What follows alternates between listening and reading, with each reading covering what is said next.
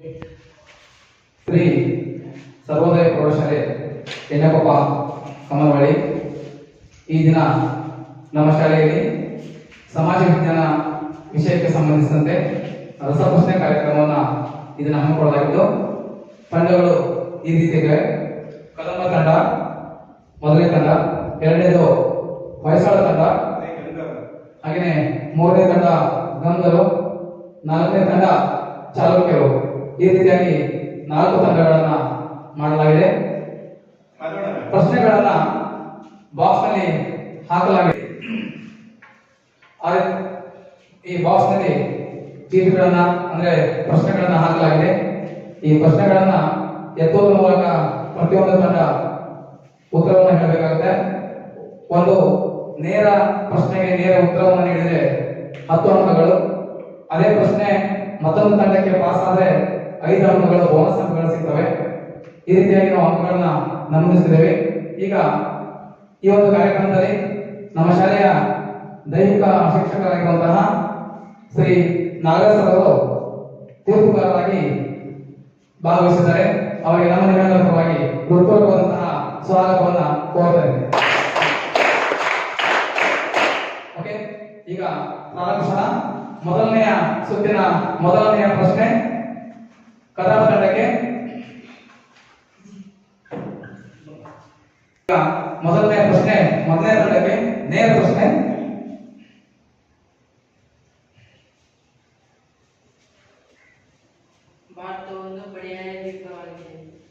ಭಾರತವು ಒಂದು ಪರ್ಯಾಯ ದ್ವೀಪವಾಗಿದೆ ಹೇಗೆ? ಭಾರತ ಒಂದು ಪರ್ಯಾಯ ದ್ವೀಪ ಆಗಿದೆ ಹೇಗೆ? ಓಕೆ, ಭಾರತವು ಭೌಗೋಳಿಕವಾಗಿ ಮೂರು ಕಡೆ ನೀರಿನಿಂದ ಹಾಗೂ ಒಂದು ಕಡೆ ಭೂಭಾಗವನ್ನು ಹೊಂದಿರುವುದಕ್ಕೆ ಪರ್ಯಾಯ ದ್ವೀಪ ಎನ್ನುವುದು. ಓಕೆ, ಸರಿಯಾದ ಉತ್ತರ. ಕನ್ನಡಕ್ಕೆ ನೇರ 10 ಅಂಕಗಳು. ಹಾಗೆಯೇ ಎರಡನೇ ತಂಡಕ್ಕೆ ಮೊದಲನೇ ನೇರ ಪ್ರಶ್ನೆ.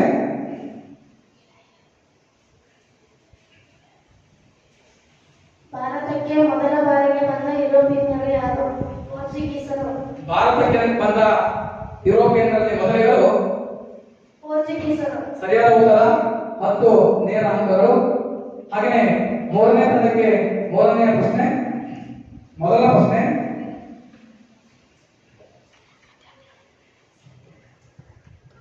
ಪಾಂಡಿಮರ್ಶ್ ಕದನ ಯಾರ ನಡುವೆ ನಡೆಯಿತು? ಇಂಗ್ಲಿಷರು ಮತ್ತು ಫ್ರೆಂಚರು.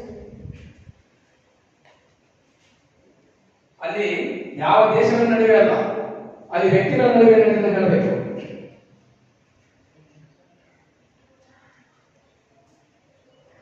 ಹೇಳ್ತೀರಿ ಯಾರು? ಕೌಂಟ್ ಡಿ ಲಾಲಿ ಮತ್ತು ಇಂಗ್ಲಿಷರ ನಡುವೆ.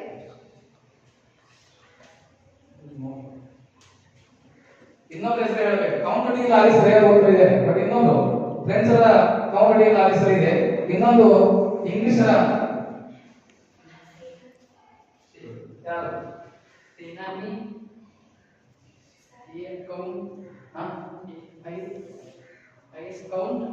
ಸರ್ ಐದು ಕೋಟ. ಮೂರನೇ ತಂಡಕ್ಕೆ ನೇರ 10 ಅಂಕಗಳು.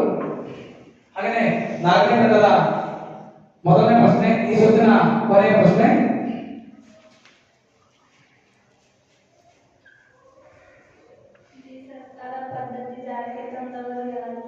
ದ್ವಿಸರ್ಕಾರ ಪದ್ಧತಿಯನ್ನು ಜಾರಿಗೆ ತಂದವರು ಯಾರು? ಜೋರಾಗಿ ಹೇಳಬೇಕು. ರಾಬರ್ಟ್ ಕ್ಲೈವ್ ಸರಿಯಾದ ಉತ್ತರ. ಮುಗಿತು. ಮೊದಲನೇ ಸುತ್ತಿನಲ್ಲಿ ಎಲ್ಲಾ ತಂಡಗಳು ಸರಿಯಾದ ಉತ್ತರಗಳನ್ನ ಹೇಳಿರುವುದರಿಂದ ಎಲ್ಲಾ ತಂಡಗಳು 10 ಸಮನಾಗ ಅಂಕಗಳನ್ನ ಪಡೆದುಕೊಂಡಿದ್ದಾರೆ. ಈಗ ಎರಡನೇ ಸುತ್ತಿನ ಮೊದಲನೇ ಪ್ರಶ್ನೆಯನ್ನ 4ನೇ ತಂಡದಿಂದ ಕೇಳ್ತಾ ಇದ್ದೀನಿ.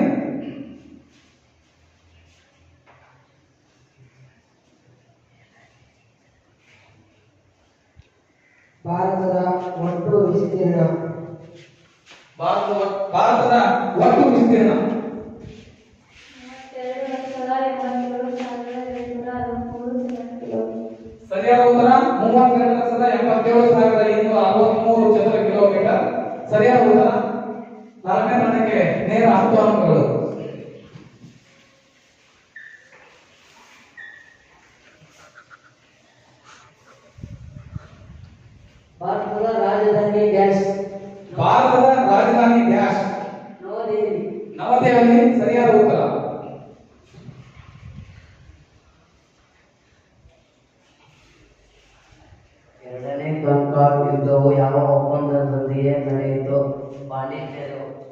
ಪ್ರಶ್ನೆ ಸರಿಯಾಗಿ ಹೇಳಬೇಕು. ಎರಡನೇ ಕಾರ್ನಾಟಿಕ್ ಯುದ್ಧವು ಯಾವ ಒಪ್ಪಂದದೊಂದಿಗೆ ಕೊನೆಗೊಂಡಿತು? ಪಾಂಡಿಚೇರಿ ಒಪ್ಪಂದ. ಎರಡನೇ ಕರ್ನಾಟಕ ಯುದ್ಧವು ಯಾವ ಒಪ್ಪಂದದೊಂದಿಗೆ ಕೊನೆಗೊಂಡಿತು ಅನ್ನೋ ಪ್ರಶ್ನೆ ಇದೆ. ಉತ್ತರ ಪಾಂಡಿಚೇರಿ. ಪಾಂಡಿಚೇರಿ ಒಪ್ಪಂದ ಸರಿಯಾದ ಉತ್ತರ.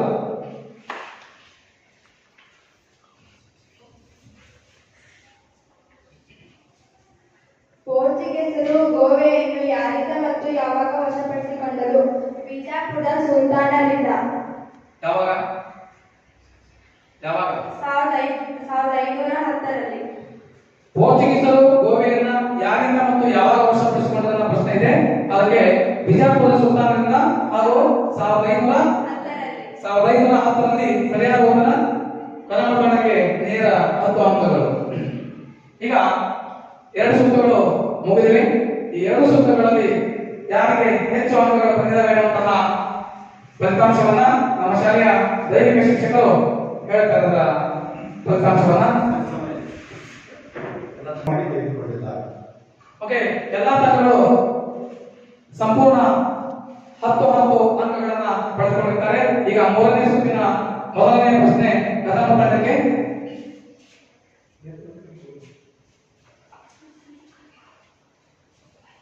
ಶಿವಾಲಿಕ್ ಬೆಟ್ಟಗಳನ್ನು ಡ್ಯಾಶ್ ಬೆಟ್ಟಗಳೆಂದು ಕರೆಯುತ್ತಾರೆ. ಹಾಗಾದರೆ ಶಿವಾಲಿಕ್ ಬೆಟ್ಟಗಳನ್ನು ಡ್ಯಾಶ್ ಎಂತಲೂ ಕರೆಯುತ್ತಾರೆ ಅಂತಿದೆ ಪ್ರಶ್ನೆ. ಉತ್ತರ ಪಾದಬೆಟ್ಟಗಳು. ಪಾದಬೆಟ್ಟಗಳು ಸರಿಯಾದ ಉತ್ತರ.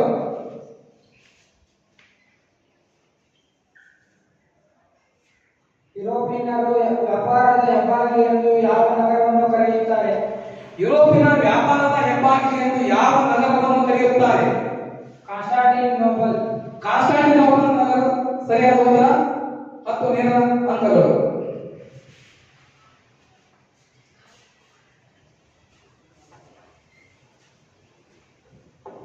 ಡೂನ್ಗಳೆಂದರೆ ಡೂನ್ಗಳೆಂದರೇನು? ಡೂನ್ಗಳೆಂದರೇನು? ಡೂನ್ಗಳೆಂದರೇನು?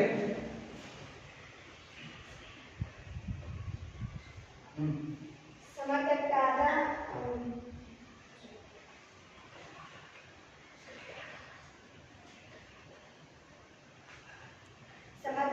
ಮತ್ತು ಉತ್ತರ ಹಿಮಾಲಯದ ಸಮತಟ್ಟಾದ ಸಿರಿಯಾದ ಮೈದಾನಗಳು ಓಕೆ, ಉತ್ತರದ ಹಿಮಾಲಯ ಪರ್ವತ ಪ್ರದೇಶಗಳಲ್ಲಿ ಸಮತಟ್ಟಾದ ಮತ್ತು 4ನೇ ತಾರೀಕಿಗೆ ಮತ್ತೊಂದು ಪ್ರಶ್ನೆ.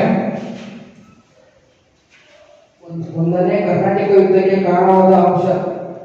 1ನೇ ಕರ್ನಾಟಕ ಯುದ್ಧಕ್ಕೆ ಕಾರಣವಾದ ಅಂಶವನ್ನು ತಿಳಿಸಿ. ಫ್ರೆಂಚರು ಇಂಗ್ಲಿಷರ ಮದ್ರಾಸನ್ನು ವಶಪಡಿಸಿಕೊಂಡರು. ಫ್ರೆಂಚರು ಇಂಗ್ಲಿಷರ ಮದ್ರಾಸನ್ನ ವಶಪಡಿಸಿಕೊಂಡಿದ್ದಕ್ಕಾಗಿ 1ನೇ ಕರ್ನಾಟಕ ಯುದ್ಧಕ್ಕೆ ಕಾರಣ ಆಯಿತು ಅನ್ನೋದು ಸರಿಯಾದ ಉತ್ತರ. ನೇರ 10 ಅಂಕಗಳು. ಹಾಗೆಯೇ ಎಷ್ಟು 3 ಸೂತ್ರಗಳಲ್ಲಿ ಸಮಬಲದ ಹೋರಾಟಗಳಿದೆ. ಈಗ 4ನೇ ಸುತ್ತಿನ ಮೊದಲನೇ ಪ್ರಶ್ನೆ ಕದಮ ತಂಡಕ್ಕೆ.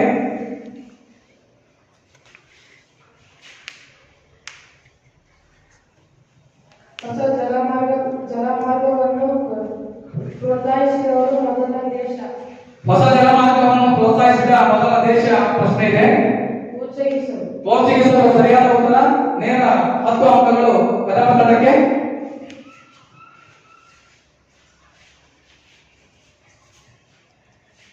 ಡಚ್ಚರ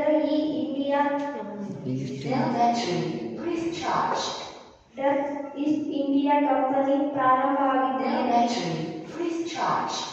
ಡಚ್ ಈಸ್ಟ್ ಇಂಡಿಯಾ ಕಂಪನಿ ಪ್ರಾರಂಭವಾದದ್ದು ಎಷ್ಟರಲ್ಲಿ? 1602ರಲ್ಲಿ. ಸರಿಯಾದ ಉತ್ತರ.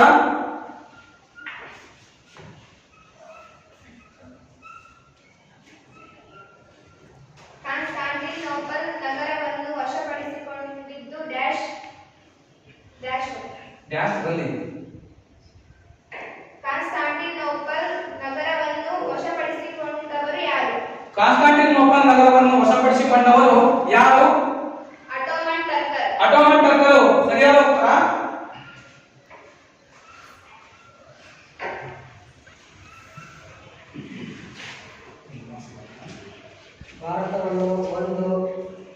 ಉಪಖಂಡ ಎಂದು ಕರೆಯಲು ಕಾರಣವೇನು? ಭಾರತವನ್ನು ಒಂದು ಉಪಖಂಡ ಎಂದು ಕರೆಯಲು ಕಾರಣವೇನು?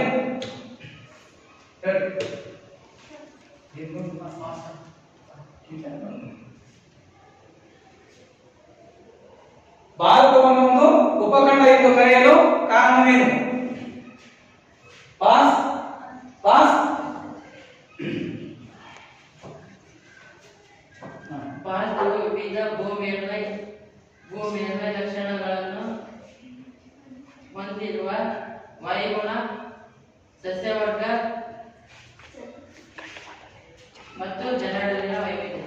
ಭಾರತವು ವಿವಿಧ ಭೂ ಮೇಲ್ಮೈ ಲಕ್ಷಣ, ವಾಯುಗುಣ, ಸ್ವಾಭಾವಿಕ ಸಸ್ಯವರ್ಗ ಮತ್ತು ಜನರಲ್ಲಿನ ವೈವಿಧ್ಯತೆಯನ್ನು ಗಮನಿಸಿದಾಗ ಭಾರತ ಒಂದು ಉಪಖಂಡ ಎಂದು ಕರೆಯಬಹುದು. ಓಕೆ, ಸರಿಯಾದ ಉತ್ತರ ಕ್ಲಾಸ್ 5. ಓಕೆ, ಈಗ 4 ಸುತ್ತುಗಳು ಮುಗಿದಾಗಲ್ಲ. 4 ಸುತ್ತುಗಳು ಈಗ ಮುಗಿದಿವೆ. ಈ 4 ಸುತ್ತುಗಳಲ್ಲಿ ಫಲಿತಾಂಶ ಯಾವ ರೀತಿ ಇದೆ ಅನ್ನೋದನ್ನ ನಮ್ಮ ದೈಹಿಕ ಶಿಕ್ಷಕರು ನಾಗರಾಜ್ ಅವರು ಹೇಳ್ತಾರೆ. ಕದಮ ತಂಡ 45, ಕದಮ ತಂಡ 45 ಅಂಕವನ್ನು ಪಡೆದಿದೆ. ಗಂಗರು 40, ಗಂಗರು 40, ಹೊಯ್ಸಳರು 40, ಹೊಯ್ಸಳರು 40, ಚಾಲುಕ್ಯರು 30. ಚಾಲುಕ್ಯ ತಂಡ 30 ಅಂಕಗಳನ್ನು ಪಡೆದುಕೊಂಡಿದೆ. ಇಲ್ಲಿ ಕದಮ ತಂಡ 45 ಅಂಕಗಳನ್ನು ಪಡೆದುಕೊಂಡು ಪ್ರಥಮ ಸ್ಥಾನದಲ್ಲಿದೆ. ಗಂಗರು ಮತ್ತು ಹೊಯ್ಸಳರು 40 ಸಮಬಲವಿದೆ. ಚಾಲುಕ್ಯರು 30 ಅಂಕಗಳನ್ನು ಪಡೆದುಕೊಂಡು ಕೊನೆಯ ಸ್ಥಾನದಲ್ಲಿದೆ. ಇದು ನಿಮಗೆ ಕೊನೆಯ ಸುತ್ತಿನ ಪ್ರಶ್ನೆ. ಮೊದಲನೇ ತಂಡ ಕೊನೆಯ ತಂಡದ ಈ ಒಂದು ಪ್ರಶ್ನೆಯನ್ನು ಕೇಳ್ತೀನಿ.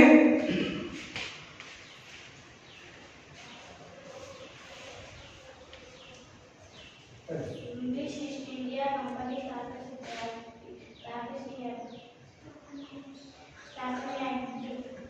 ಇಂಗ್ಲಿಷ್ ಈಸ್ಟ್ ಇಂಡಿಯಾ ಕಂಪನಿ ಸ್ಥಾಪನೆಯಾಗಿದ್ದು ಡ್ಯಾಶ್ ನಲ್ಲಿ ಯಾವಾಗ? 1600. ಸರಿಯಾದ ಉತ್ತರ. ಚಾಲುಕ್ಯ ತಂಡಕ್ಕೆ 10 ನೇರ ಅಂಕಗಳು.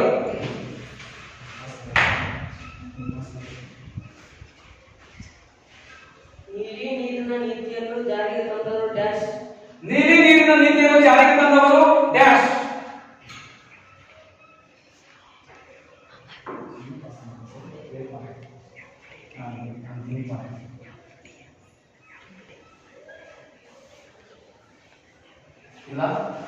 ಇಲ್ಲ ಪಾಸ್. ಫ್ರಾನ್ಸಿಸ್ಕೋ ಡಿ ಅಲ್ಮೇಡಾ ಸರಿಯಾದ ಉತ್ತರ. ಗಂಗಾ ತಂಡಕ್ಕೆ 5 ಬೋನಸ್ ಅಂಕಗಳು. ಮತ್ತೆ ಗಂಗಾ ತಂಡಕ್ಕೆ ನೇರ ಪ್ರಶ್ನೆ.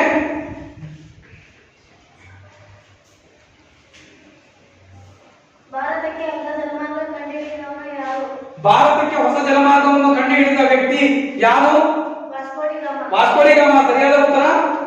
ಗಂಗಾ ತಂಡಕ್ಕೆ 10 ನೇರ ಅಂಕಗಳು.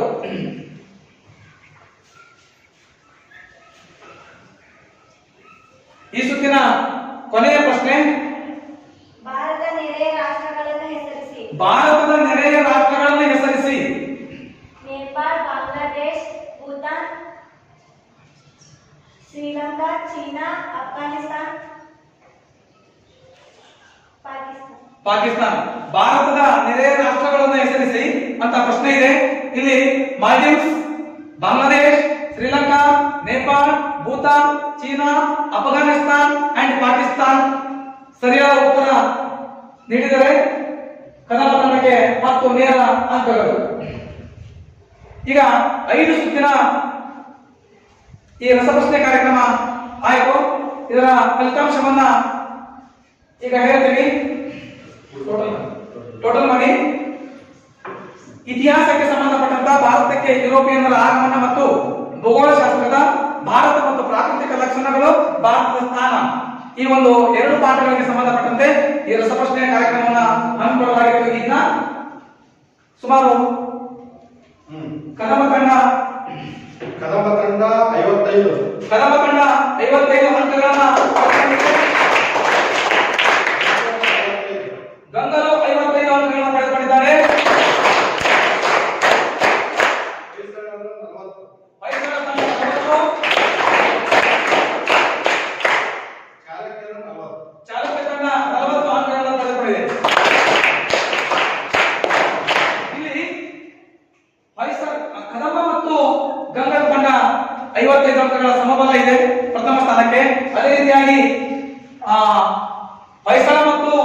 ಚಾಲುಕ್ಯ ತಂಡ ತೃತೀಯ ಸ್ಥಾನಕ್ಕೆ ಸಮಬಲದ ಹೋರಾಟ ಇದೆ.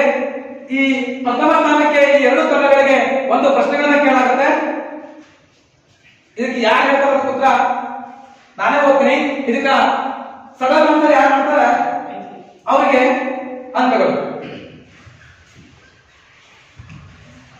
ಸಡನ್ ಆನ್ಸರ್ ಮಾಡಬೇಕು. ನಾಲ್ಕು ತಂಡದವರು ಭಾರತದ ಅತ್ಯಂತ ಎತ್ತರದ ಶಿಖರ ಯಾವುದು? ತಪ್ಪು. ಕೇಟು ಗಾರ್ಡಿನ್ ಸರಿಯಾದ ಉತ್ತರ. ಕೇಟು ಗಾರ್ಡಿನ್ ಸರಿಯಾದ ಉತ್ತರ. ಇಲ್ಲಿ ಗಂಗಾ ತಂಡಕ್ಕೆ 10 ಅಂಕಗಳು. ಮೌಂಟ್ ಎವರೆಸ್ಟ್ ಪ್ರಪಂಚದ ಅತ್ಯಂತ ಎತ್ತರದ ಶಿಖರ, ಭಾರತದ ಎತ್ತರದ ಶಿಖರನ್ನ ಕೇಳಿದ್ದು. ಕೇಟು ಗಾರ್ಡಿನ್ ಅನಿಸ್ತಿರ್ಬೇಕಾಗ್ತದೆ, ಅದು ಕೇಟು ಅನ್ನೋ ಸರಿಯಾದ ಉತ್ತರ. ಇಲ್ಲಿ ಪ್ರಥಮ ಸ್ಥಾನ ಗಂಗೂರು ತಂಡ, ದ್ವಿತೀಯ ಸ್ಥಾನ ಕದಮ ತಂಡ. ಆದ್ರೆ ಇಲ್ಲಿ ತೃತೀಯ ಸ್ಥಾನಕ್ಕೆ ಮತ್ತೊಂದು ಪ್ರಶ್ನೆ ಇದೆ. ಯಾಕಂದ್ರೆ ಹೊಯ್ಸಳ ಮತ್ತು ಚಾಲುಕ್ಯ ತಂಡಗಳು ಸಮಾನ ಅಂಕಗಳನ್ನು ಪಡೆದುಕೊಂಡಿದ್ದಾವೆ. ಅವರಿಗೆ ಸಡನ್ ಆನ್ಸರ್ ಮಾಡಬೇಕು. ಪ್ರಶ್ನೆ ಹೀಗಿದೆ: ಭಾರತದಲ್ಲಿ ಗದ್ದಲವನ್ನು ನಿಯಂತ್ರಿಸಿದ ಪ್ರಬಲ ದೊರೆ ಯಾರು? ರಾಜ ಮಾರ್ತಾಂಡವರ್ಮ ಸರಿಯಾದ ಉತ್ತರ. ಹೊಯ್ಸಳ ತಂಡಕ್ಕೆ ನೇರ.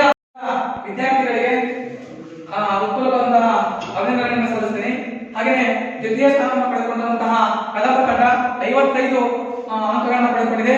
ಈ ವಿದ್ಯಾರ್ಥಿಗಳಿಗೆ ನನ್ನ ವೈಯಕ್ತಿಕವಾಗಿ ಹಾಗೂ ಎಲ್ಲ ವಿದ್ಯಾರ್ಥಿಗಳ ಪರವಾಗಿ ಧನ್ಯವಾದಗಳನ್ನ ಮತ್ತು ಅಭಿನಂದನೆಯನ್ನು ಸಲ್ಲಿಸ್ತೀನಿ. ಅದೇ ರೀತಿಯಾಗಿ ಮೂರನೇ ಸ್ಥಾನವನ್ನ ಹೊಯ್ಸಳ ತಂಡ 50 ಅಂಕಗಳನ್ನು ಪಡೆದುಕೊಂಡಿದೆ. ಈ ವಿದ್ಯಾರ್ಥಿಗಳಿಗೆ ಎಲ್ಲ ವಿದ್ಯಾರ್ಥಿಗಳ ಪರವಾಗಿ ಹಾಗೂ ನನ್ನ ವಿಷಯಕ್ಕೆ ಸಂಬಂಧಪಟ್ಟಂತೆ ಹೃತ್ಪೂರ್ವಕ ಅಭಿನಂದನೆಗಳನ್ನ ಸಲ್ಲಿಸ್ತಾ ಇದ್ದೇನೆ. ಇನ್ನು ಚಾಲುಕ್ಯ ತಂಡ ಒಟ್ಟು 40 ಅಂಕಗಳನ್ನು ಪಡೆದುಕೊಂಡಿದೆ. ಇದು 4ನೇ ಸ್ಥಾನದಲ್ಲಿದೆ. ಈ ವಿದ್ಯಾರ್ಥಿಗಳು ಸಹ ಅಭಿನಂದನೆಗಳನ್ನ ಸಲ್ಲಿಸಿದ್ದೇವೆ. ಓಕೆ, ಇಲ್ಲಿಯವರೆಗೆ ಸಮಾಜ ವಿಜ್ಞಾನದ 2 ಪಾಠಗಳಿಗೆ ಸಂಬಂಧಪಟ್ಟಂತೆ ರಸಪ್ರಶ್ನೆ ಕಾರ್ಯಕ್ರಮವನ್ನ ಹಮ್ಮಿಕೊಳ್ಳಲಾಗಿದ್ದು ತುಂಬಾ ಯಶಸ್ವಿಯಾಗಿದೆ. ನಂತರದ ದಿನಮಾನಗಳಲ್ಲಿ ಪ್ರತಿ 2 ಪಾಠಗಳಿಗೆ ಸಂಬಂಧಪಟ್ಟಂತೆ ಇದೇ ರೀತಿಯಾದಂತಹ ರಸಪ್ರಶ್ನೆ ಕಾರ್ಯಕ್ರಮವನ್ನ ನಾನು ಪ್ರಾರಂಭಿಸ್ತೀನಿ ಮತ್ತೆ ಸ್ಟಾರ್ಟ್ ಮಾಡ್ತೀನಿ. ಆ ಎಲ್ಲ ರಸಪ್ರಶ್ನೆ ಕಾರ್ಯಕ್ರಮದಲ್ಲಿ ಅತ್ಯುತ್ತಮವಾಗಿ ಭಾಗವಹಿಸಿ ಉತ್ತಮವಾಗಿ ಓದಿಕೊಂಡು ಮತ್ತು ಉತ್ತರಗಳನ್ನ ಹೇಳ್ತಿರುವಂತಹ ಒಂದು ಆಶಾಭಾವನೆಯೊಂದಿಗೆ ಇವತ್ತಿನ ಈ ರಸಪ್ರಶ್ನೆ ಕಾರ್ಯಕ್ರಮವನ್ನ ಮುಕ್ತಾಯಗೊಳಿಸ್ತಿದ್ದೇನೆ.